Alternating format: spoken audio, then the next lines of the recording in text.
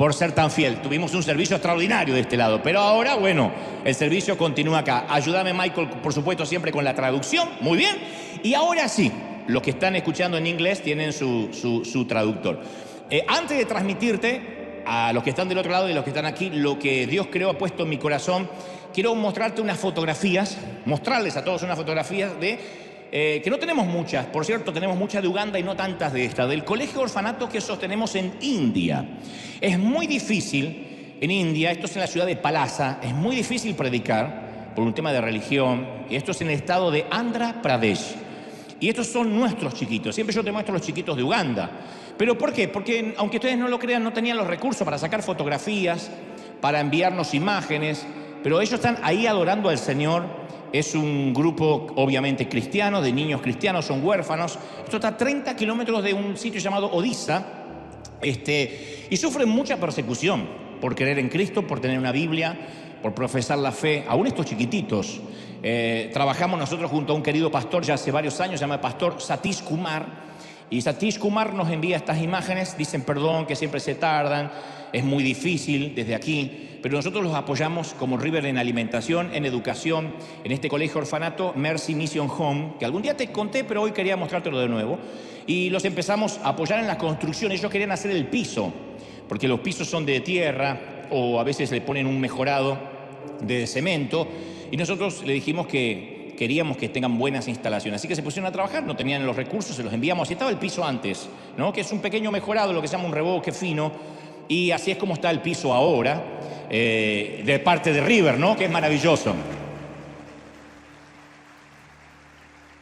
Ellos están re felices, se sacaron la foto especialmente para nosotros, así que recuerden también que no solo tenemos chiquititos hijitos en África, en Uganda, en Mijanga, sino que también los tenemos aquí en India, y es maravilloso. Ya les enviamos las camisetas de River, por supuesto, porque nos gusta a nosotros también verlos de tanto en tanto con las camisetas de River, pero nosotros también fuimos parte de estos uniformes, de lo que ellos están haciendo.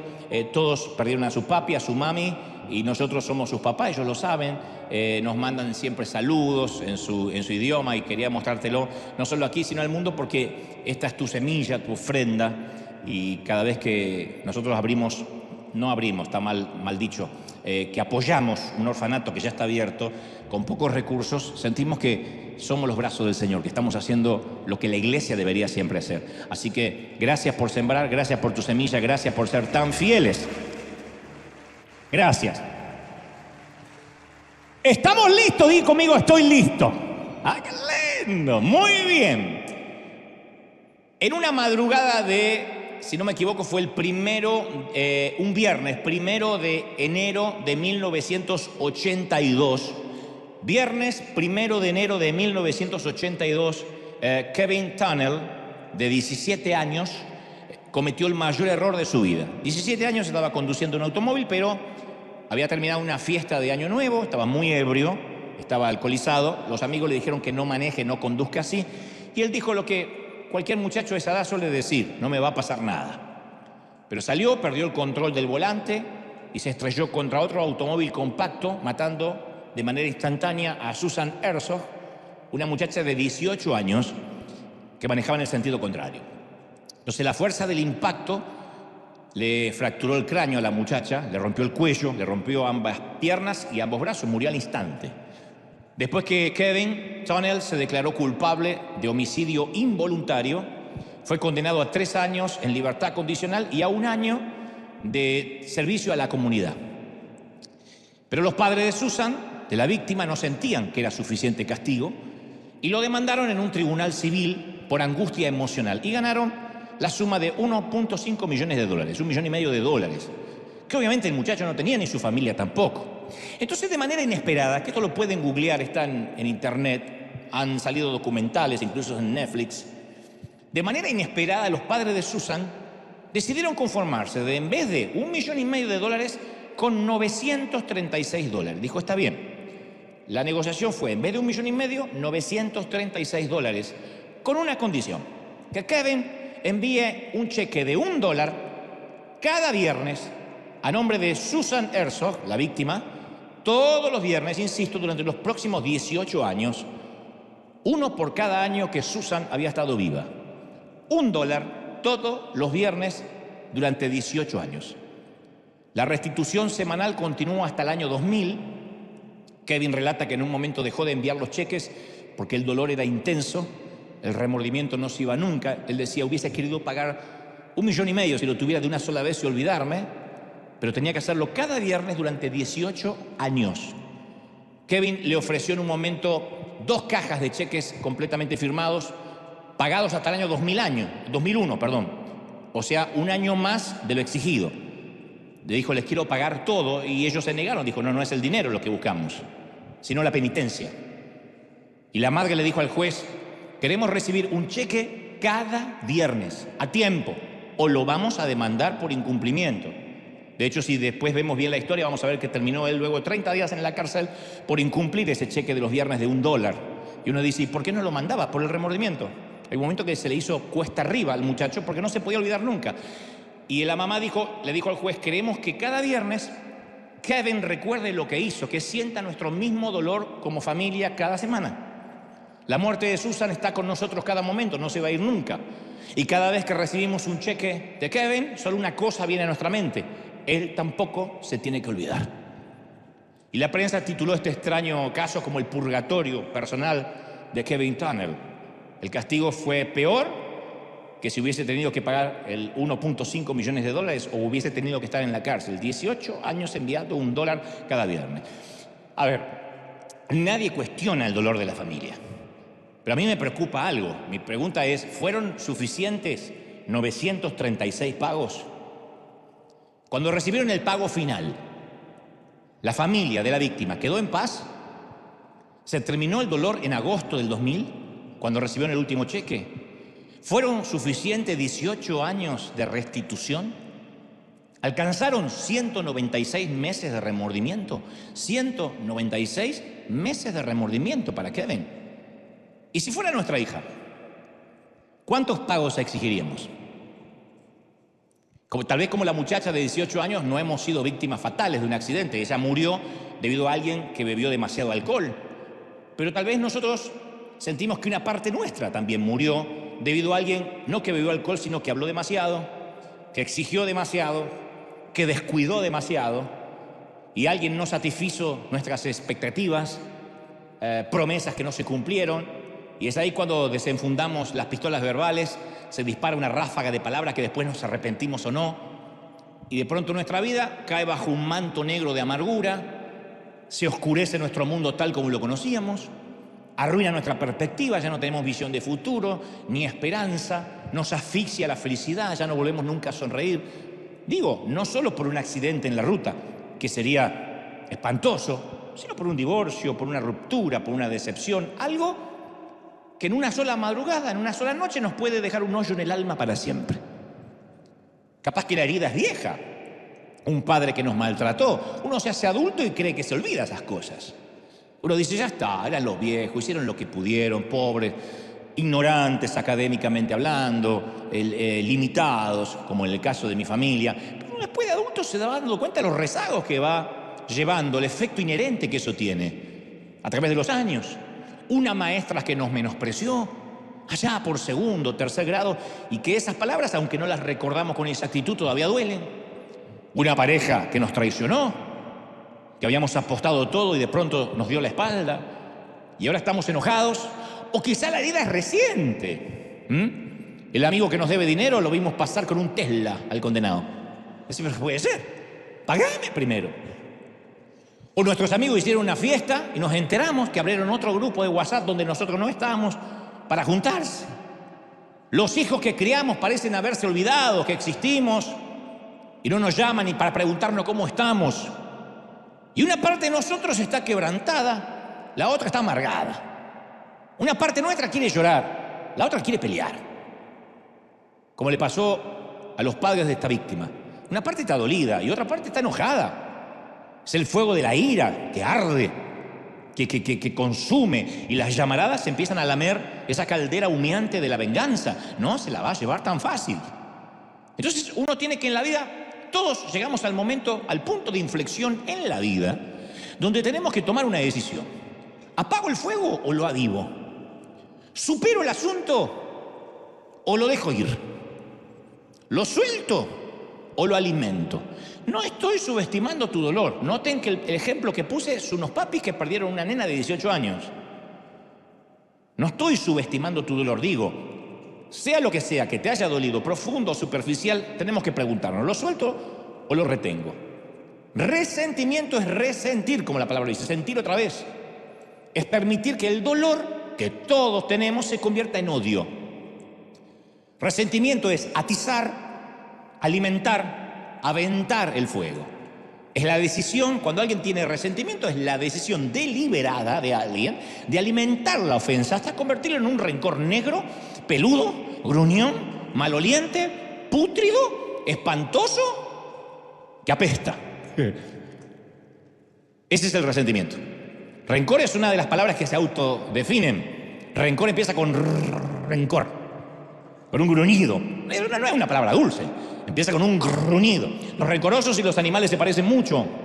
Los animales furiosos y los rencorosos se parecen mucho. Los animales rabiosos, porque ambos son irritables, ambos son explosivos, rabiosos, iracundos, furibundos. Y estamos como decían nuestras madres, con la sangre en el ojo. Y cuando alguien tiene rencor, no basta con acusar. Cuando alguien tiene dolor, coraje, dicen en algunos países, bronca, se lanza calumnias, se asignan apodos, se cierran los círculos, se levantan muros, paredes, se crean enemigos. Y hasta algunos con dolor escriben: cambiaste una Ferrari por un Twingo, cambiaste un Rolex por un Casio. Esto para que te mortifique, mastique y trague y mastique. De dolor, de bronca, ¿no? El resentimiento es la cocaína de las emociones. Pero al igual que la cocaína, el resentimiento, el dolor, exige dosis cada vez más fuertes, más grandes. Yo creo que hay un punto peligroso en el que el enojo deja de ser una emoción y se convierte en una fuerza impulsora. Puede ser una emoción, vamos a hablar de eso en un ratito. Una emoción que nos fue regalada por Dios, el enojo. Pero cuando es la fuerza lo que te hace levantar, nos hace levantar un lunes por la mañana, lo que nos hace dar o nos da una razón de vida, eso es lo peligroso, porque una persona que se aboca a la venganza, que se aboca a que el otro pague, se va alejando cada vez más de la posibilidad de perdonar, de condonar, de dar gracia. Eso explica por qué los amargados se viven quejando. Se quejan porque están amargados. Eso ayuda a explicar la existencia de los haters, de los odiadores en las redes. Entonces dicen, ¿por qué de cada post que se sube siempre hay odiadores? Porque estos grupos de odio se alimentan su enojo mutuamente, lo necesitan. Y es por eso que los resentidos a veces parecen irrazonables, no resisten análisis, son adictos a la amargura, no quieren ceder su enojo, porque si lo hacen sería como ceder su razón para vivir. El amargado dice, si a mí me quitan la amargura, ¿qué hago todo el día? Me aburro. Quítale el fanatismo al racista y al xenófobo. ¿Qué le queda? Si vive de eso, vive del racismo. Remueve el resentimiento al legalista, que vive mirando cómo es la vida del otro, controlando si el otro peca, cómo se viste. Mueve el resentimiento y la vida le queda vacía. Le quitas el mirar perfiles ajenos y no sabe qué hacer. Y la cocaína puede matar al adicto y la ira también puede matar al airado. Los científicos han comprobado que existe una relación muy directa entre la ira crónica, el que vive amargado y vive enojado, con el colesterol alto, con las arritmias, con los problemas cardíacos, con la presión alta, con otros males mortales y otros que no son tan mortales como la hemorroides. Y ustedes dirán, ¿y qué tiene que ver? Viene muchas veces, casi la mayoría de las veces, por amarguras, las úlceras. Los reflujos en el estómago. Todo viene por las amarguras, o la mayoría. Y también nos mata emocionalmente, porque eleva los niveles de ansiedad y nos puede llevar a la depresión. La amargura puede hacer que nos quiera salir debajo de la manta. Y obviamente resulta espiritualmente fatal. Produce sequía, nos aleja de Dios, nos mata el alma. El odio es un perro rabioso que se vuelve contra su dueño. La amargura es un lazo que atrapa al propio cazador. Ahora, ¿todos sufrimos heridas? Todos, señores, todos. Mentira, que el que es pastor no sufre heridas, que el que sirve a Dios no sufre heridas. No, lo que hay que decidir es ¿cuántos pagos voy a pedir por la herida? ¿Cuántos cheques voy a exigir? Está bien, convengamos, tal vez no le pedimos al ofensor que gire cheques de $1 semanal, pero tenemos otra manera de resolver cuentas. El silencio, por ejemplo, método popular, el silencio, no le hablo nunca más. Es más, antes de bloquearlo le clavo el visto 3 semanas, para que sepa que estoy molesto. Tomar distancia también es eficaz. Si lo veo me voy para el otro lado. Hay quien está, ay, mira, y me voy para el otro lado para no enfrentar. La queja, tercera herramienta de venganza que han usado mucho nuestros padres. Ay, ¿te acordaste que tenés madre? Por fin recuerdas que tienes amigos, te acordaste de los pobres.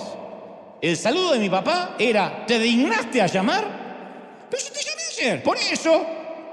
¿Te dignaste a llamar de vuelta? Siempre la culpa la tenía yo. Y es asombroso lo creativo que podemos hacer para desquitarnos.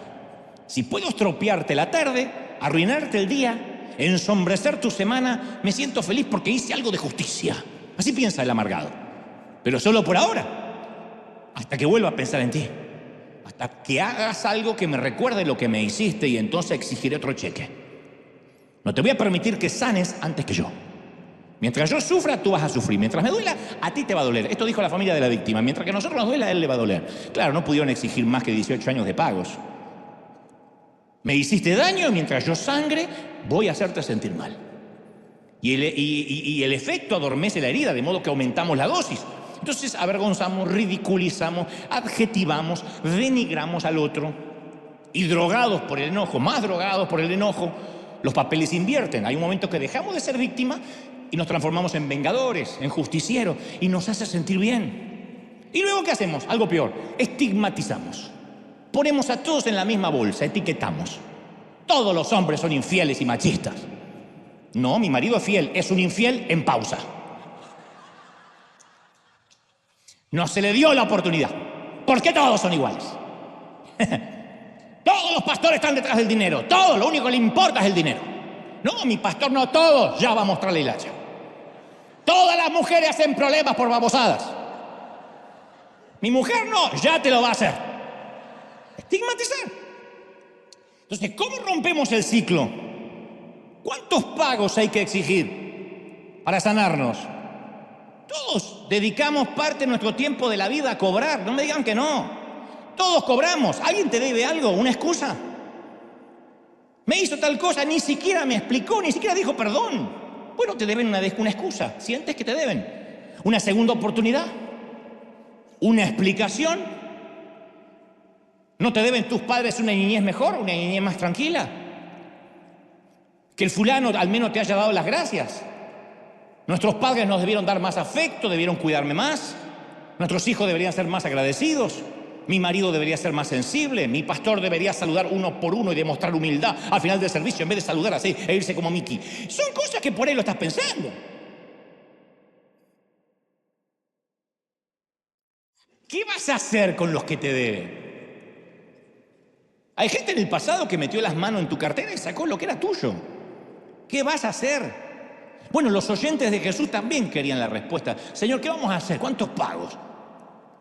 ¿Qué hacemos con mi padre que me abandonó siendo niño?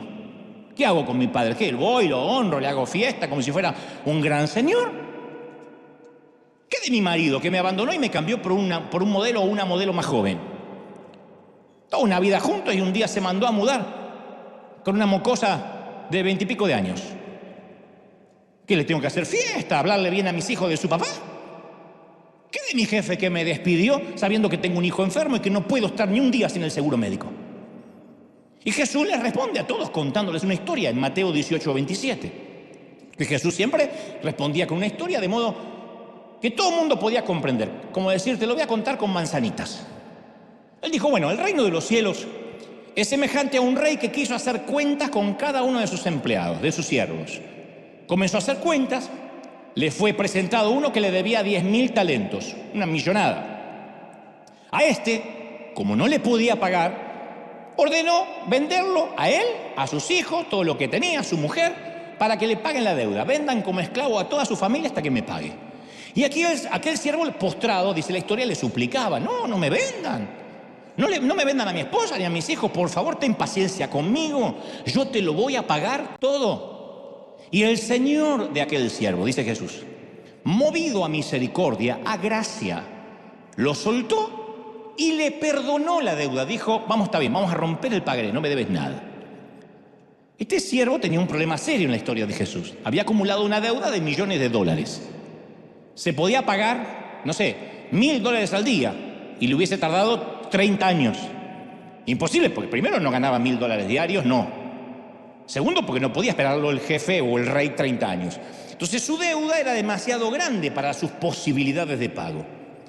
Y lo mismo ocurrió con nosotros. Por eso Jesús dice, el reino de los cielos es semejante a esta historia, porque nuestra deuda de pecado fue más grande que nuestra capacidad para poder pagarla. No hay caminatas a la Virgen, no hay rezos, rosarios, pastores que te oren, rabinos, curas, que puedan hacer que paguemos el pecado. Entonces, cuando nos encontramos con Jesús, no necesitamos un salario ni un aumento, necesitamos una herencia. No necesitamos aprender a nadar, necesitamos un salvavidas. Y nuestro maestro llega y nos perdona una deuda incalculable. Según la historia, el tipo de la historia, según Jesús, rogó y dijo, Señor, ten paciencia conmigo, yo te lo voy a pagar todo. O sea que el rey le perdone la deuda, ni se le cruzó por la mente. ¿Cómo un rey le va a perdonar semejante deuda? Lo único que le dijo, dame tiempo, dame tiempo. Pero aun cuando ni siquiera suplicó gracia, la recibió. El tipo de la historia sale del salón del trono como un hombre libre de deudas. Pero en el fondo no lo terminó de creer, porque la historia de Jesús continúa. Ese empleadito, ese siervo al que se le perdonó la deuda, sale y halla a alguno de sus consiervos. O sea, él también tenía sus pequeños empleados. El rey le perdonó una gran deuda a él, pero él también era el patrón de alguien. Y este empleadito de él le debía 100 denarios, 3 pesos. Y este desgraciado lo ahorcaba diciendo, págame lo que me debes. Entonces su consiervo, postrándose, le rogaba diciendo, lo mismo que hizo él hace un ratito con el rey. Por favor, ten paciencia conmigo, te lo voy a pagar todo. Mas él no quiso, el condenado. Se fue, lo echó en la cárcel hasta que pagara la deuda. Uno escucha esta historia y le hierve la sangre. Algo anda mal en esta historia. ¿Así se comporta un tipo al que le acaban de perdonar millones? ¿Ahogar a una persona que le debe unos pocos pesos? ¿Son esas las palabras de un hombre que lo acaban de declarar libre de deuda? ¡Págame lo que me debes! Exige que pongan a su deudor en la cárcel hasta que le pague lo que le debe. ¡Qué bandido! ¡Qué tipo canalla! ¡Qué rastrero! Este sí merece que la profeta Paquita la empoderadora, rata de 2 patas, te estoy hablando a ti, aunque un bicho rastrero, aun siendo el más maldito, comparado contigo, se queda muy chiquito. Eso para cantarle en el medio del corito de la historia, ¿o no? Porque no solo es mal agradecido, es irracional. ¿Cómo puede esperar que el hombre gane dinero estando preso? Te voy a meter preso hasta que me pague. ¿Y cómo hace dinero en la cárcel? Pero el odio no tiene sentido común. Jamás el odio tiene sentido común. Lo que sucedía es que este que lo ahorcaba al otro, en realidad todavía no se sentía perdonado del todo. De algún modo sentía el peso de la deuda, aunque el rey ya lo había perdonado. Odia a este hombre porque le recuerda su propia deuda. Eso se llama proyección, en términos más freudianos. Se llama proyectar en otro lo que todavía no resolví en mi interior. Por eso digo siempre, lo que más nos molesta de la otra persona es lo que más nos refleja a nosotros. Ese es el sentimiento que mueve al legalista y al fariseo, que no se sienten ellos perdonados. Entonces no pueden perdonar. En realidad el rey le perdonó su deuda, pero él nunca la aceptó de verdad. Nunca entendió la gracia del rey, si no, no sale y ahorca a otro. Sale agradecido de la vida diciendo, sí, ¿cómo no te voy a perdonar si me acaban de perdonar millones a mí? Ahora comprendo por qué el escritor a los hebreos dice, mirad, no sea que alguno deje de alcanzar la gracia de Dios, que brotando alguna raíz de amargura les estorbe y por ella sean contaminados. En Hebreos 12:15. Cuidado, que la amargura no te robe la gracia. Por eso Pablo lo insta a Timoteo, a su hijo espiritual, y le dice, por la gracia que es en Cristo Jesús, esfuérzate en esa gracia. Segunda Timoteo 2:1 dice, esfuérzate en la gracia. No le dice que se esfuerce en la oración, ni que se esfuerce en el estudio bíblico, ni en la benevolencia. Le dice, si pierdes algo que no sea la gracia, tu cónyuge rompe las promesas. Antes de responder, pregúntate, ¿cómo reacciona Dios cuando tú rompes las promesas que le haces a Dios cada bendito año. Te mintieron, y claro, el engaño duele. Pero antes de que contraiga los puños, ¿cómo respondió Dios cuando le mentiste tantas veces? Te olvidaron. Te dejaron atrás. El rechazo duele más incluso que la mentira. Pero antes de desquitarte, sé franco contigo mismo. ¿Alguna vez te olvidaste de Dios? ¿Cómo reacciona cuando lo descuidas? Cuando haces promesas del modo, Señor, voy a leer la Biblia todos los días, este año voy a orar todas las semanas, y después de 3, 4 días estás haciendo maratones de Netflix y te porta un cuerno en la promesa que le hiciste a Dios. ¿Cómo reacciona Dios? Entonces, la clave para perdonar a otros es dejar a priori de mirar lo que nos hicieron para mirar lo que Dios hizo por nosotros. Esa es la clave. Además, ¿qué otra alternativa tenemos? Odio. Pedir un cheque semanal. La alternativa no es atractiva. Mirá lo que ocurre cuando uno no perdona. La historia de Jesús continúa. Cuando Jesús ve que el hombre que acaba de perdonar millones está ahorcando a su empleadito, enojado, lo entregó a los verdugos, no a la cárcel, a los verdugos, hasta que pagase todo lo que debiera. Mateo 18:34. Los verdugos eran torturadores. Lo torturan hasta que pague todos los millones que debe, porque lo acabo de perdonar, y sale y está ahorcando al otro. Los que no perdonan siempre terminan en prisión.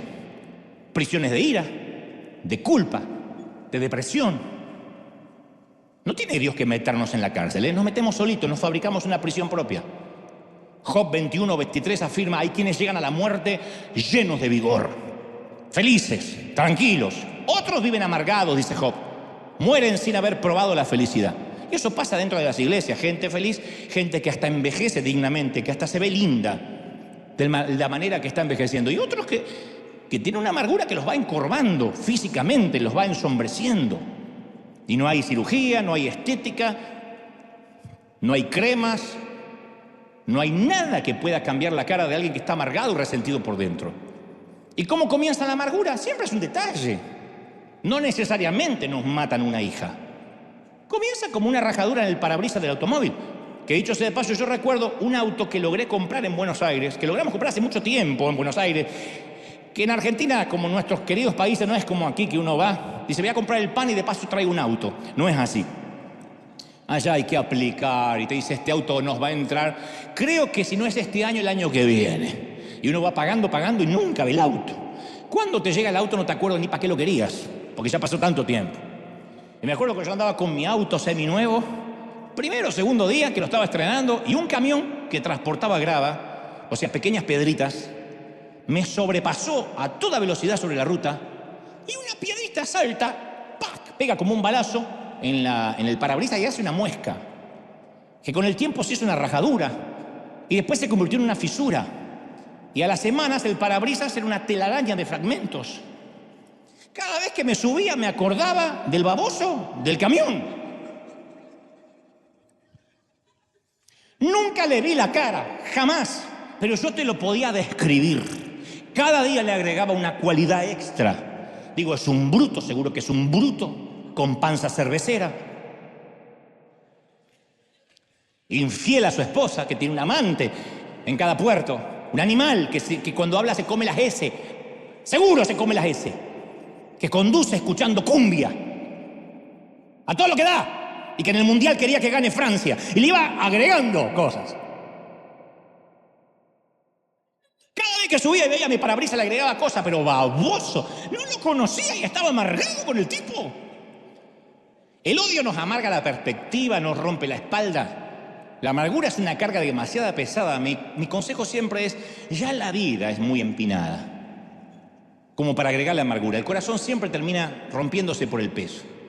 La montaña de la vida es demasiado cuesta arriba como para agregarle en sí misma el odio sobre la espalda. ¿Cuál es la alternativa? Dejar el peso, dejarlo ir, perdonar. Y Dios jamás nos va a pedir que demos más gracia de la que nos dio Él. Nunca nos va a decir, perdona más de lo que yo te perdoné a ti. Jesús dijo en Mateo 6:12, porque si perdonas a los hombres sus ofensas, también os perdonará a vosotros vuestro Padre Celestial. Pero si no perdonan, si retienen las ofensas, también su Padre les va a retener sus pecados. Entonces Jesús no pregunta acerca de la realidad de nuestras heridas. No hay duda que nos van a ofender. Vive lo suficiente y te van a herir. ¿Cómo no te van a herir? Y quienes más pueden herirte son los que tienen el poder para herirte, los que están más cerca. El otro día leía por ahí en Instagram algo que decía: enamorarse es darle un poder al otro. El otro o la otra tiene un poder. Si tú estás mal, yo me angustio. Si tú te preocupas, yo me preocupo. ¿Qué es amar en realidad? Nunca usar ese poder. Nunca manipular. Tengo el poder para hacerte sentir mal y darte culpa, pero no voy a usar ese poder. Pero muchos usan ese poder. Líderes, pastores, cónyuges, hijos, padres, madres, que a través de la culpa nos quieren manipular. Y entonces uno va por la vida y se empieza a herir. Entonces Jesús no dice: te prometo una vida libre de dolor. Él habla del tratamiento de ese dolor. ¿Qué vamos a hacer con las deudas? ¿Qué vamos a hacer con las heridas? ¿Cuántos pagos vamos a exigir? No sé si te diste cuenta que en las películas los sicarios, que son los que matan a otro por encargo, viajan solos. Nunca un sicario anda con la familia. Chicos, Joel, Jonathan, Nabucodonosor, vengan, vamos a matar a alguien y venimos. Compran unos dulces, yo mato a alguien y vuelvo. No, siempre andan solos. ¿Por qué? Porque ¿quién quiere andar por ahí con un tipo que se gana la vida liquidando gente por encargo? ¿Quién quiere arriesgarse poniéndose a su lado? Yo he conocido a creyentes sicarios, llenos de resentimiento, llenos de rencor, que yo a veces digo: ay, espero nunca estar en su lista, espero que nunca esté en su... Y mejor dejarlo solo, reúnete con el sicario y podrías recibir una bala perdida. El ajuste de cuentas siempre es una ocupación que te deja solo. Y se paga un alto precio físico, ¿eh? La Biblia lo expresa mejor en Job 5:2, dice: al necio lo mata la ira. Al necio lo termina matando el enojo. Yo leía una historia de una mujer que llevaba colgado en su cuello una botellita y le pregunta a una amiga: ¿y eso qué es? Nitroglicerina. La próxima vez que mi suegra se me acerque e intente abrazarme, la nitroglicerina le va a explotar en la jeta. Había olvidado que a esa también le iba a explotar en el cuello. Entonces, cuando ajustamos cuentas, nosotros también salimos heridos. ¿Notaste que cuando describimos la persona que nos molestan decimos: ay, esta persona es un dolor de cabeza? ¡Y esta mujer es un dolor de cabeza! ¿De qué cabeza estamos hablando? ¿De la de él? ¿De la de ella? Porque el que anda por la vida lastimando a veces ni se da cuenta. Nosotros somos los que tenemos dolor de cabeza. Entonces, si somos sicarios, nunca vamos a descansar. Porque pensamos: ¿cuánta justicia es suficiente? Imagina por un momento a quien más te lastimó, a tu enemigo, tu ex, tu jefe, tu pastor. No, el otro, el que tenías antes. Míralo atado al poste para ser azotado. Y el verdugo, armado con un látigo, se vuelve hacia ti y pregunta: ¿cuántos latigazos? Y tú le dices la cantidad. El azote resuena, brota la sangre, salpica, el castigo se infligió. Y tu enemigo cae en tierra y te alejas. ¿Ahora estás feliz? ¿Te sientes mejor? ¿Estás en paz? Capaz que por un momento. Pero van a venir otros recuerdos y van a necesitar un nuevo flagelo. Y la pregunta es: ¿cuándo vas a parar? Parará cuando tomes en serio las palabras de Jesús: perdona nuestras deudas, como también nosotros perdonamos a nuestros deudores. A mí me ha tocado hablar con gente que está en pareja y sin embargo todo el tiempo en su boca tiene la expareja. Y yo digo: ¿para qué gastaron tanto en divorcio?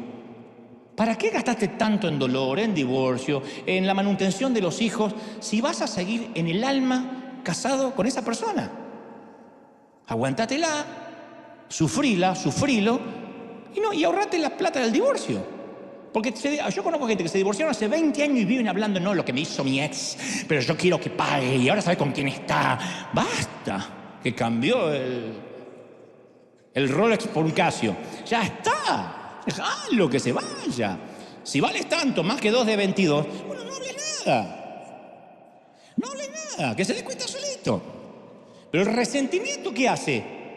Que el otro se entere. Yo digo: qué falta de respeto para la nueva pareja, ¿no? ¿Se darán cuenta que hay 3 en la cama siempre? Y no es algo erótico ni lindo, ¿eh? ¿Se darán cuenta que el condenado está en el medio? ¿O la condenada? ¿Se darán cuenta que nunca dejaron de dormir con un cadáver? Eso es necrofilia espiritual. No terminan nunca de sacarse de encima el dolor, ya está. Entonces quiero dejar aquí un punto muy significativo, muy claro, porque Jesús dijo, si perdonan vuestras deudas, vuestro Padre os perdonará. El texto no indica que nos ganamos la gracia otorgando gracia. En realidad me quedé pensando en esto y digo, lo tengo que aclarar. Porque a primera vista parece que hay una especie de un trato triangular. Yo perdono y Dios me perdona. No, una lectura superficial sugiere que ganamos nuestro perdón ofreciendo perdón a otros. No, la misericordia no es un mérito que nos salva.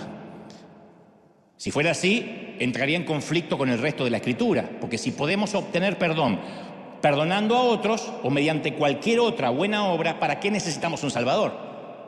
¿Para qué Cristo vendría a morir en la cruz si la salvación me la gano perdonando gente? Si podemos pagar nuestros pecados a través de nuestra misericordia, ¿para qué Jesús murió por nuestros pecados?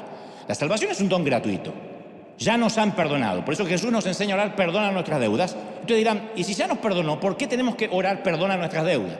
Bueno, por la misma razón que se lo enseñamos a nuestros hijos y queremos que ellos sean agradecidos y pidan perdón. Si nuestros hijos violan uno de nuestros mandatos o desobedecen una regla, no los rechazamos, no los expulsamos de casa, no le decimos ahora vas a cambiar de apellido, te voy a borrar del libro familiar. Sin embargo, ¿qué esperamos? Que sean sinceros, educados y que se disculpen. Mientras no lo hagan, ¿qué es lo que sufre nuestra relación? La ternura de la relación papá-hijo, mamá-hijo. No se altera la naturaleza de la relación, pero sí se altera la intimidad. Entonces, ¿somos salvos? Sí somos salvos. ¿El Señor murió por nuestros pecados? Sí. Pero ¿qué pasa si yo no perdono? Se altera, sufre la relación con el Señor. Porque la confesión no crea una relación con Dios, la fortalece. El reconocer el pecado no altera nuestra posición delante de Dios. Seguimos siendo hijos de Dios, pero realza nuestra paz con Dios. Entonces, cuando uno confiesa y dice, este es mi problema, no puedo perdonar, deja de discutir con Dios. Nos ponemos de acuerdo con Él acerca de lo que nos dolió. Entonces, si yo no confieso que algo me duele, eso me genera un desacuerdo con el Señor. ¿Podemos ser hijos de Dios? Sí, pero podemos no hablar nunca con Dios. Hay gente que es hijo de Dios y no ora nunca. La amargura no le deja orar, le es estorbo en la oración. Su calidad de vida espiritual ha disminuido. ¿Nos ama el Señor? Sí, pero hasta que no reconozcamos lo que hemos hecho, va a haber tensión en la casa, en la relación. De la misma manera que el pecado confesado trae gozo, trae alegría, el pecado oculto trae resentimiento, trae dolor. Cuando uno reconoce la que metió la pata, no hay nada más lindo para el otro otorgarte perdón. Como ese alumno que borronea toda la hoja y le dice al profesor, maestro, yo me salí de las líneas, como lo hemos hecho alguna vez en primero o segundo grado de la primaria. Me salí de las líneas, ¿puedo hacerlo de nuevo en una hoja limpia? Claro, dice el profesor. Y entonces el alumno recibe una segunda oportunidad. Pero luego el compañerito de ese alumno le pide una hoja, dice, yo también, ¿me prestas una hoja que no tengo? Y este, teniendo un montón, se la niega. ¡Pum! Cierra la carpeta. Tenía muchas, pero no le quiso prestar. ¿Quién puede culpar al profesor si dijera, te voy a tratar con la misma bondad que usaste con tu compañero? No dejas de ser mi alumno, no te voy a expulsar de la clase, pero la próxima vez que me pidas hacerlo de nuevo en una hoja, no te la voy a dar, porque el compañerito te pidió o no se lo diste. ¿No hacemos eso con los hijos? Esa es la esencia del versículo, perdona nuestras deudas como perdonamos a nuestros deudores. No me pidas gracia si no das gracia, si nunca das misericordia. Cuando uno ora así, le está diciendo, Señor, trátame como yo trato a mi prójimo. Es duro eso, es fuerte. ¿Hay conciencia de lo que le estamos diciendo a Dios? Trátame como yo trato al resto. Dame lo mismo que yo doy. Porque esa es la oración del Padre Nuestro. Dame lo mismo que yo doy. Si me das lo mismo que yo doy, voy a estar 10 puntos, Señor. Concédeme la misma paz que le doy al resto de mi familia. Lo único que te pido, déjame disfrutar la tolerancia que yo otorgo a quienes me rodean. Dios nos va a tratar de la misma manera que tratamos a los demás, como todo padre.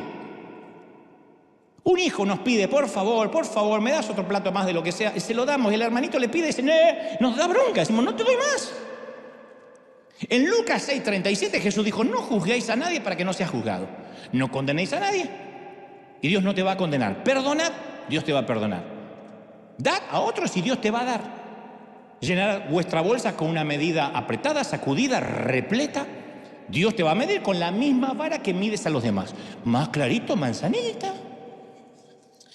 Es como que Dios me manda al supermercado a comprarle mercaderías para mi vecino. Y me dice, Dante, todo lo que tomes para tu vecino va a quedar para ti también. Porque todo lo que vas a dar, vas a recibir. Lo que le vayas a comprar en el mercado a tu vecino, otra porción va a ir para ti, gratis. Entonces el sistema es simple. Como a mí me gusta el asado argentino, le compro una tira de buen asado argentino de costilla, más un vacío, que es otro corte, al vecino de al lado, que es un indio buena onda.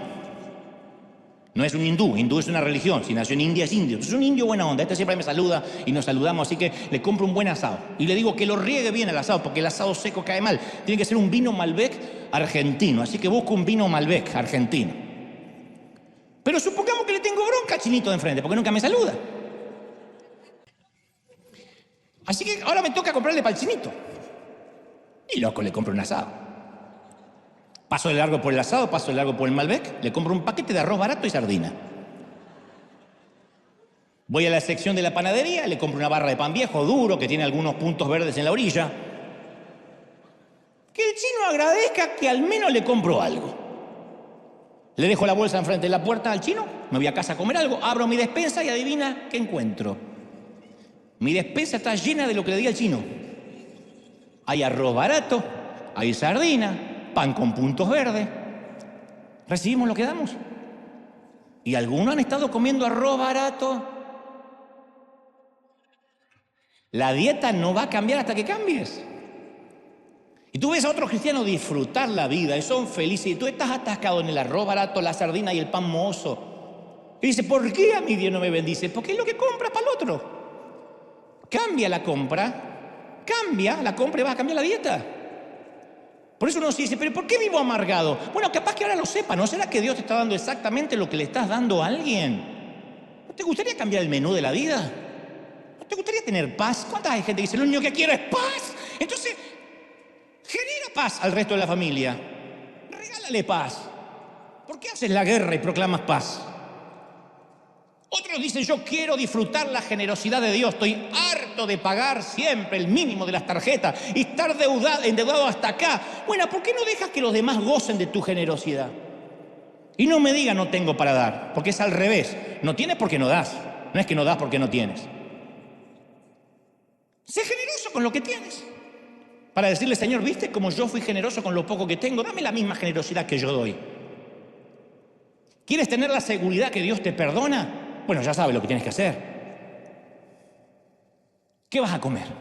¿Asado argentino o sardinas en lata? Depende de ti. Uno decide lo que comer. Uno da lo que tiene. No puede dar otra cosa. Dicho esto, vayamos a la fuente del enojo. ¿Qué es lo que nos enoja? Porque el enojo en sí no es pecado, te lo adelanté hace unos momentos. Es una emoción que fue ideada por Dios, no la regaló Satanás.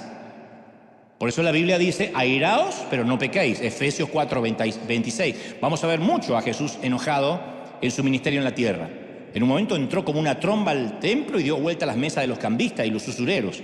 Estaba muy enojado. Y cuando le hablaba a los fariseos, hablaba muy enojado. O sea, el enojo no es un pecado, pero nos puede llevar a pecar. Puede que el enojo nunca nos lleve a derramar sangre, pero nos hace susceptibles, irritables, iracundos, nos pone a la defensiva. A mí me viene a la mente la primera vez que la palabra enojo aparece en la Biblia. Después va a aparecer de esta vez 400 veces más hasta el Apocalipsis. Pero esta es la primera vez que aparece, cuando están los dos hermanos, hijos de Adán y Eva, Caín y Abel. Como cualquier pareja de hermanos, tienen sus diferencias. Uno se parece a la vieja, otro se parece al viejo. A uno le interesa la agricultura, a otro la ganadería. Educados en la misma cultura, jugaron en las mismas colinas, jugaron con los mismos animales, adoraban al mismo Dios. Entonces, ¿por qué uno mató al otro? ¿Por qué Caín mató a Abel? ¿Por qué un asalto tan violento, tan hostil, tan iracundo? ¿Por qué Caín mató a Abel? Siempre me lo he preguntado. Génesis 4:5 dice, y Caín se enfureció. Tan enojado que fue capaz de matar. Ustedes dirán, ¿quién puede enojarse y es capaz de matar? Visiten las cárceles y van a ver la cantidad de gente que tiene perpetua por 30 segundos de enojo. ¿Saben lo que es el enojo ciego? Eso. Yo a este lo ahorco. Yo a esta la acogoto. Yo le saco el oxígeno. Es un segundo donde no piensas nada y como se ve en las películas, después quedan transpirando al lado y no saben qué hicieron. ¿Qué lo enojó tanto a Caín? ¿Por qué se le fundió un fusible? Y el texto nos da la respuesta. Dice que miró Jehová a Abel y su ofrenda y le agradó. Pero no miró con agrado a Caín y la ofrenda suya. Eso fue todo. Dios no lo dejó No dejó de amarlo, no dejó de ser su padre, solo que le agradó la ofrenda de Abel y no le agradó la ofrenda de Caín. Como cualquier padre, que le agrada como un hijo arregla el cuarto y como el otro es un tiradero, y a este le agrada y el otro no. Pero Caín se ensañó en gran manera y decayó su semblante. Génesis 4:4, se le cayó el semblante. Cuando uno se enoja, es como el dolor de pie. Te aprieta el zapato y es el único dolor, aparte de la amargura, que se refleja en la jeta. Siempre. Cuando ves a una mujer que está, o es estreñimiento de vientre, aguanta gases, o son los zapatos.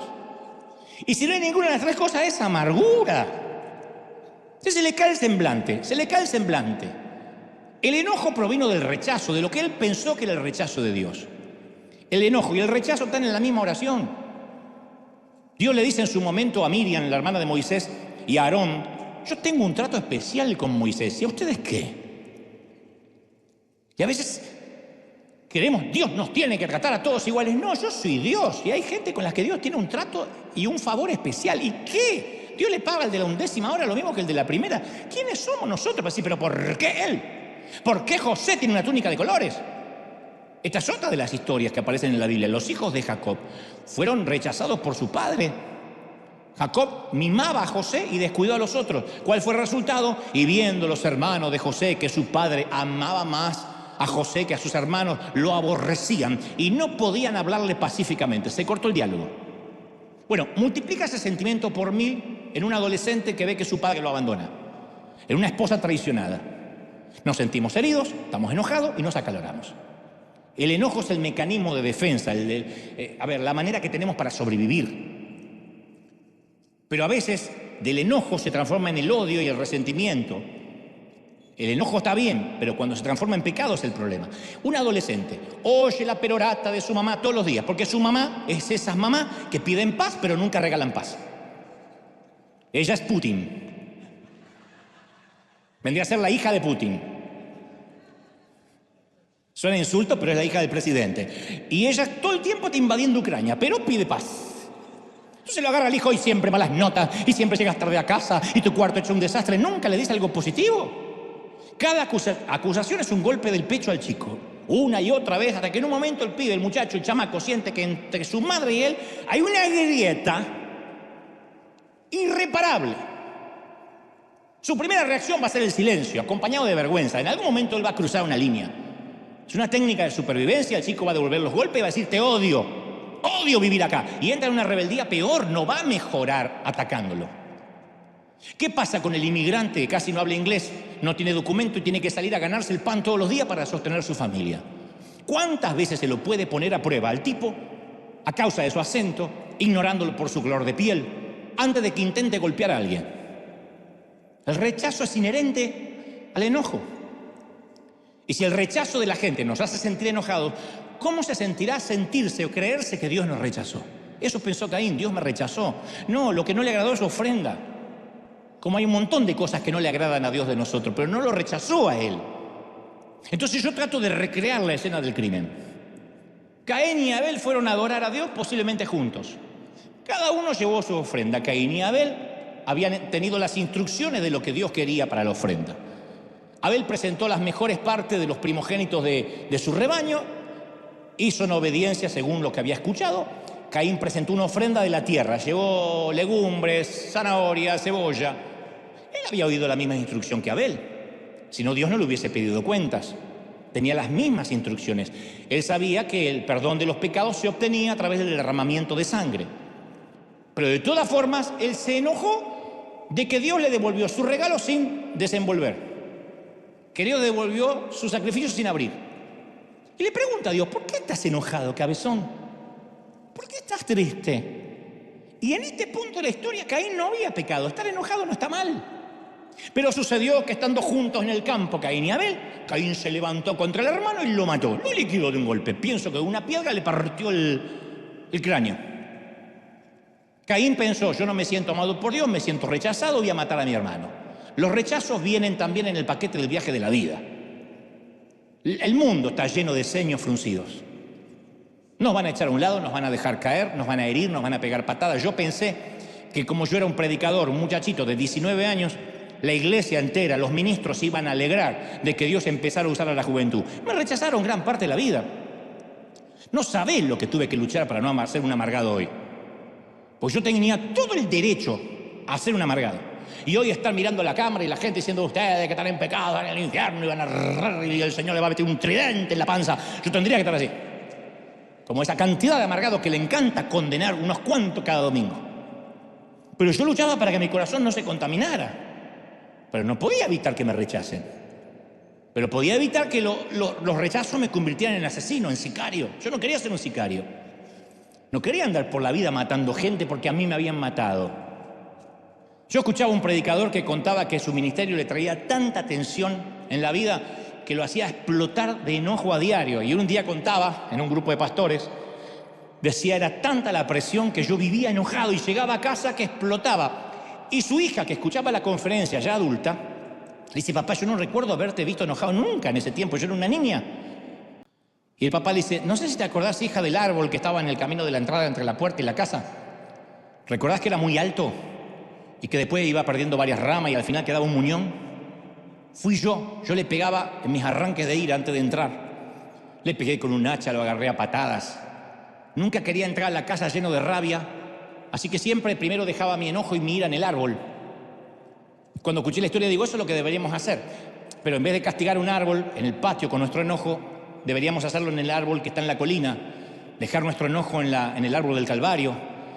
Y si otros nos rechazan, irnos a sacar el enojo ahí, arrodillarnos y decir, Señor, tú sí me aceptas, tú sí me amas. ¿No? Quitarnos todo el dolor. Te voy a regalar 2 historias maravillosas antes de irnos. Son 2 de mis historias favoritas. Y son 2 buenas historias para terminar.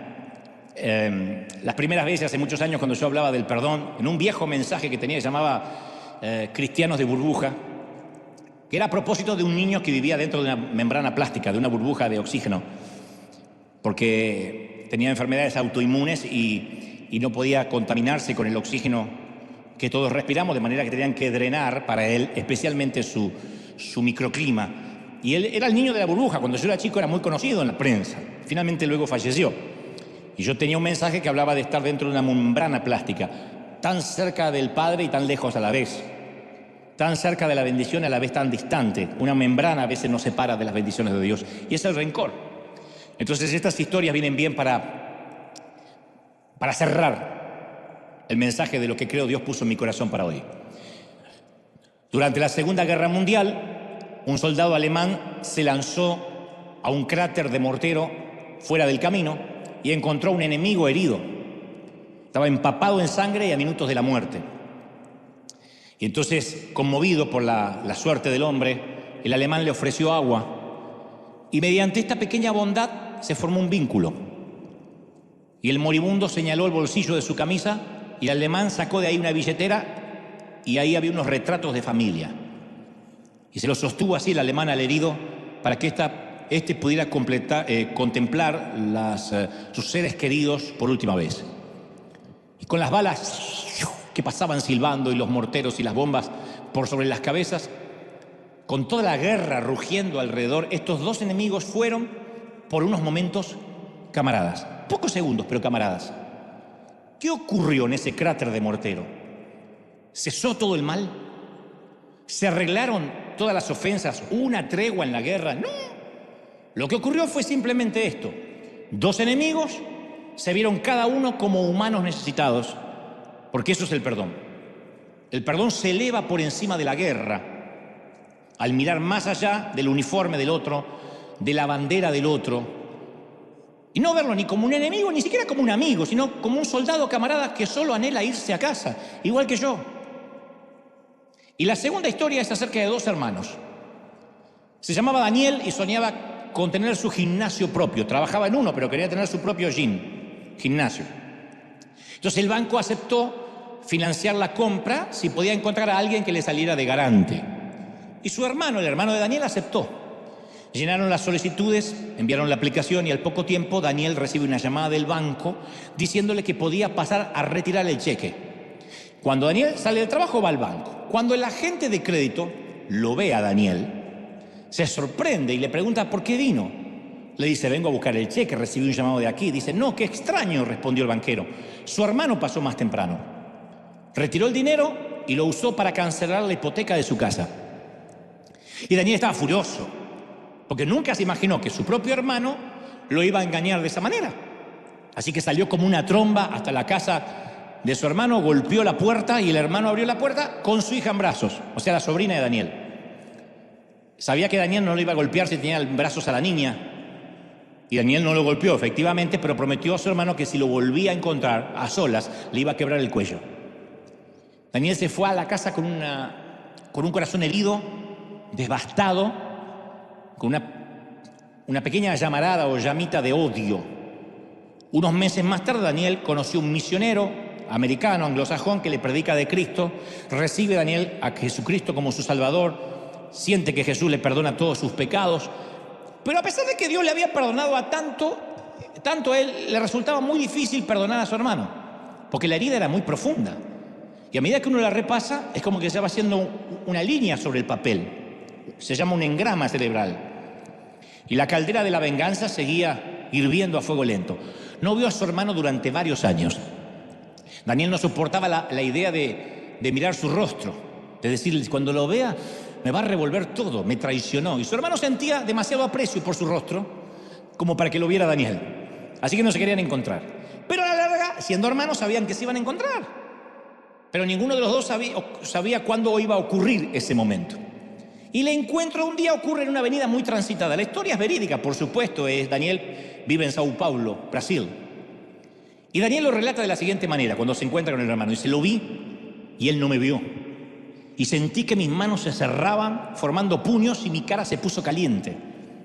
Y mi impulso inicial fue tomarlo del cuello y estrangularlo. Pero de pronto veo su rostro, habían pasado años, y mi enojo se empezó a disipar, porque al verlo vi la imagen de mi padre. Era impresionante cómo se empezaba a parecer a mi padre.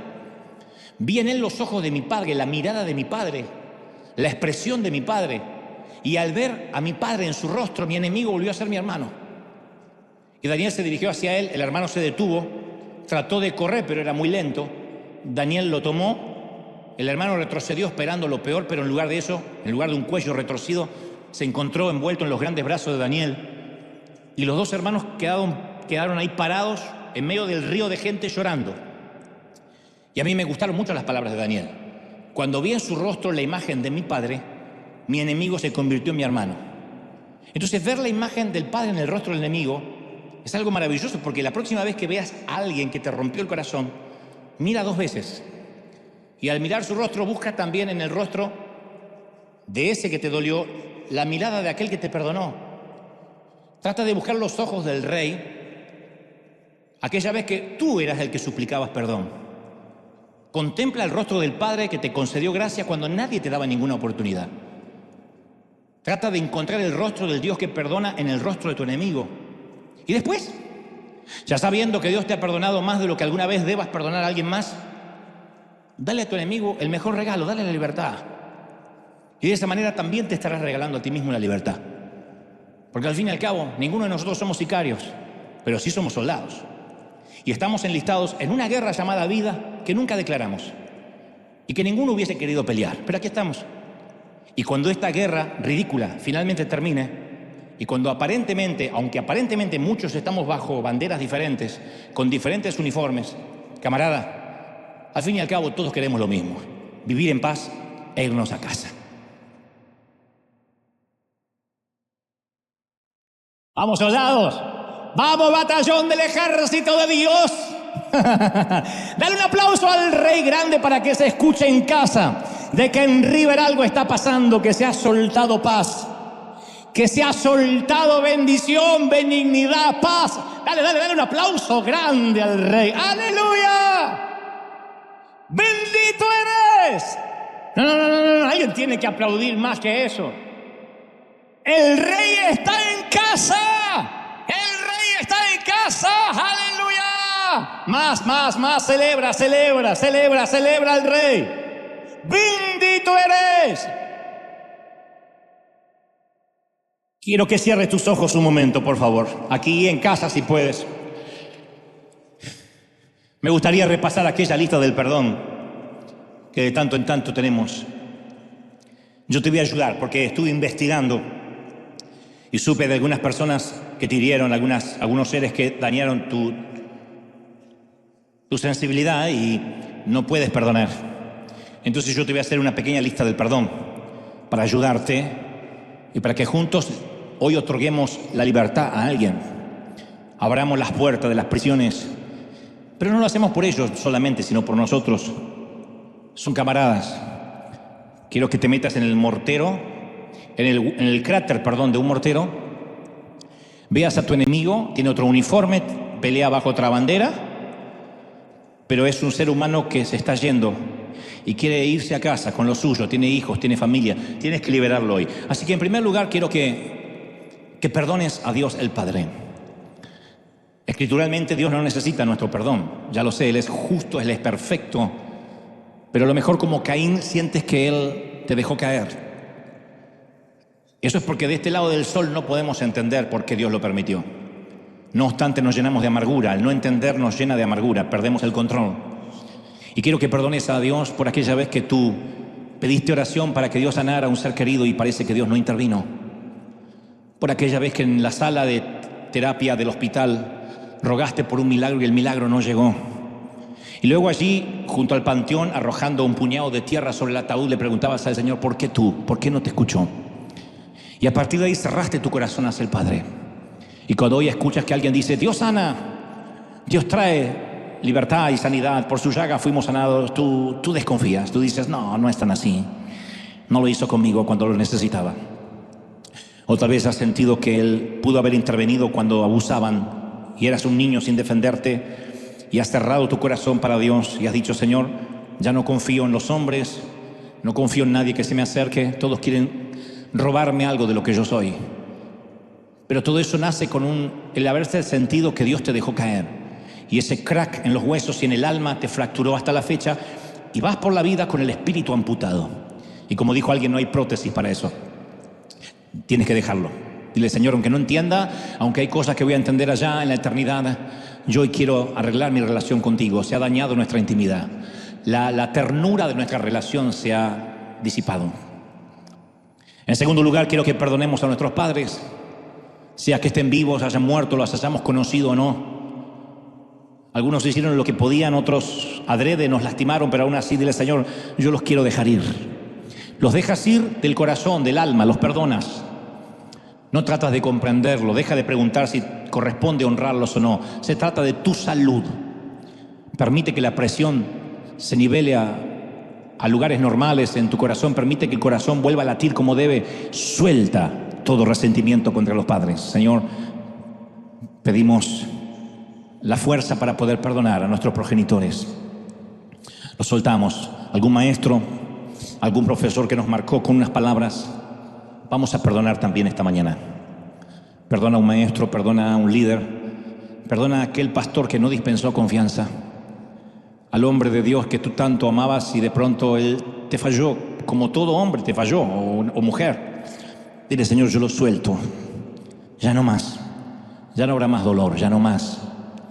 Perdona a un cónyuge, a una expareja, a alguien que jugó con tus sentimientos, o así lo sientes, y de pronto tu corazón se derrumbó como castillo de naipes y hoy no puedes resarcirte y dices, se llevó una parte de mí. Vamos, libérate. Que sea la última vez que hablas de tu ex en términos de resentimiento. Suéltalo, suéltala, déjala ir, déjala que vuele. Déjalo, suéltalo. Dile, Señor, yo sé que este es propósito para que yo pueda ser libre. Soy soldado, no sicario, no he de matar a nadie por encargo. Vamos a perdonar a nuestros hijos por aquellas faltas de sensibilidad, por las veces que nos dan la espalda, por las veces que no demuestran ni nos regalan ese amor que nosotros le dimos, que no es proporcional a lo que invertimos en ellos, pero el Señor dice, no son tuyos, son prestados. Cuando eran niñitos te los di, pero ahora déjalos ir. Suéltalos. No reclames, no manipules, no escribas, no diga, acuérdate tu madre, ven a verme. Suéltalos ya. El amor no sirve cuando se reclama. Tiene que surgir y suéltalos para que eso surja. Vamos a perdonar. Algún amigo que te traicionó, alguna amiga que contaste tus secretos más íntimos y ella salió a divulgarlo. Y dijiste, no confío más en nadie. Y empezaste a poner todas las mujeres en la misma bolsa. Dios dice, vamos a perdonar ahora. ¿No se sienten más livianos? Es mejor que pedir azotes o cheques semanales, ¿ves? Libérate, libérate. Vamos. Libérate de las traiciones, del dolor. Vamos a perdonar cada uno de los que nos rechazaron. Yo he hecho mi tarea. Yo he perdonado a líderes, a pastores, a gente que me dejó de hablar. Tan pronto Dios me empezó a bendecir. Porque no fue un error mío lo que los alejó. Fue la túnica de colores que los alejó. En cuanto Dios puso una túnica sobre mí y dijo, amo a este hijo y le doy favor, muchos se alejaron y odiaron y no podían hablarme sino con desprecio, diciendo, esa túnica viene de Satanás, va a caer, tarde o temprano va a caer en vergüenza. Y yo tenía deseos de tener rencor y de vengarme. Y el Señor me dijo, no te defiendas nunca. Yo soy el que te di la túnica. Yo soy el que puse favor. Libéralos, perdónalos. Nunca han visto tanto favor. Y como no lo han visto, se lo asignan a Belcebú, se lo asignan a Satanás. Pero yo te he dado favor, dice el Señor. Y esto va para todos los que están aquí esta mañana. Yo te he dado favor, yo te bendigo, dice el Señor. Yo te he traído para liberarte. Vas a empezar el año, vas a empezar enero en bendición. Vas a empezar el año libre, volando alto. Dice el Señor, yo te estoy quitando peso en los primeros días, porque tengo un año de bendición, porque tengo puertas abiertas para ti. Pero si vas con sobrepeso no te puedo bendecir. Yo no doy a nadie nada que tiene las manos llenas. Suelta el rencor, suelta el dolor, suelta la venganza. No exijas más pagos, te libero de la deuda emocional. No exijas más pagos.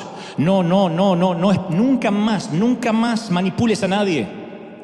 Y si alguien, ahora te hablo a ti, si alguien te está manipulando, si alguien te está llevando por la vida con culpa, recuerda esta frase: no negociamos con terroristas. Tú no negocias con terroristas emocionales. Yo no negocio con terroristas emocionales. Yo puedo negociar un contrato, puedo debatir una idea, pero nunca negociaré contigo quién yo soy. Yo no negociaré mi identidad contigo.